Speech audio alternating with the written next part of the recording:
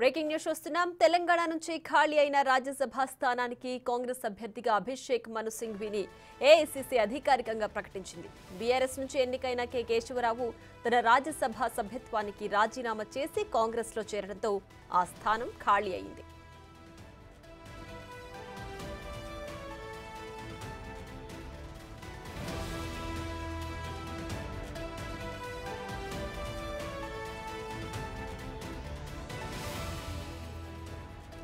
తెలంగాణ నుంచి ఖాళీ అయిన రాజ్యసభ స్థానానికి కాంగ్రెస్ అభ్యర్థిగా అభిషేక్ మను సింఘ్వీని ఏఐసీసీ అధికారికంగా ప్రకటించింది.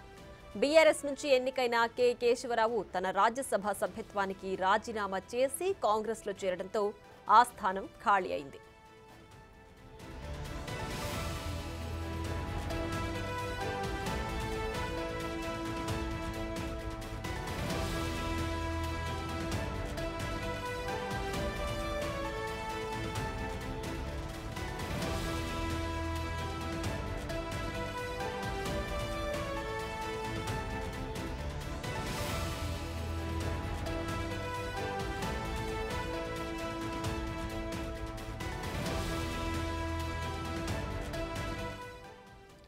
ఇక మరింత సమాచారం మా ప్రతినిధి శివ లైవ్ లో అందించడానికి సిద్ధంగా ఉన్నారు. శివ, చెప్పండి, అభిషేక్ మను సింఘ్వీని అధికారికంగా కాంగ్రెస్ అధిష్టానం రాజ్యసభ స్థానానికి ఎంపిక చేసింది కదా, పూర్తి డీటెయిల్స్ ఏంటి?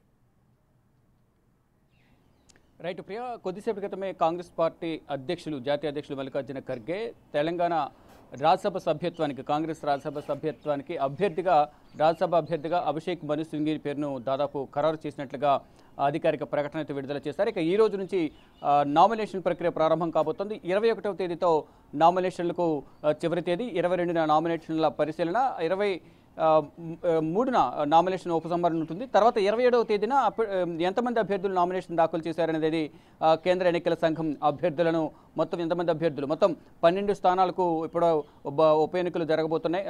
రాజ్యసభ ఎన్నికలు జరగబోతున్న నేపథ్యంలో 27వ తేదీన ఎంతమంది అభ్యర్థులు నామినేషన్ దాఖలు చేశారు, ఎంతమంది ఉపసంహరించుకున్నారనే దానిపై కూడా ఒక అధికారిక ప్రకటన 27వ తేదీన ఉండబోతుంది. ఇక సెప్టెంబర్ 3వ తేదీన రాజ్యసభకు ఎన్నికలు జరగబోతున్నాయి.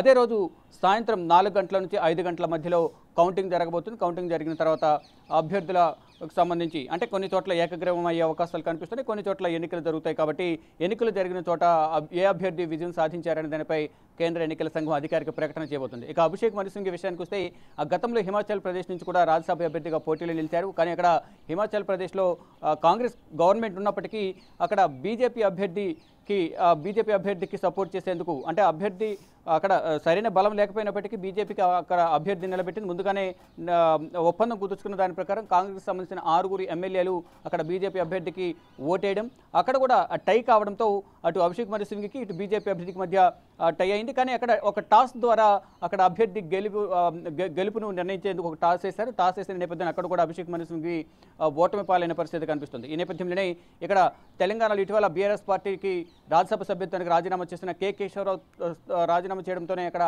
స్థానం ఖాళీ అయింది. ఈ నేపథ్యంలో ఇక్కడ కాంగ్రెస్ ఆ సీట్ను దక్కించుకునేందుకు మెజార్టీ బలం ఉన్న నేపథ్యంలోనే కేశవరావుతో ఖాళీ అయిన స్థానాన్ని భర్తీ చేసేందుకు అభిషేక్ మను సింఘ్వీని అక్కడ అభ్యర్థిగా కొద్దిసేపటి క్రితమే కాంగ్రెస్ పార్టీ జాతీయ అధ్యక్షులు మల్లికార్జున ఖర్గే ప్రకటించిన నేపథ్యంలోనే ఇక ఈ రోజు నుంచి నోటిఫికేషన్ ఈ రోజు విడుదలైంది. కాబట్టి ఈ రోజు నుంచి 21వ తేదీ వరకు నామినేషన్ల స్వీకరణ ఉంటుంది.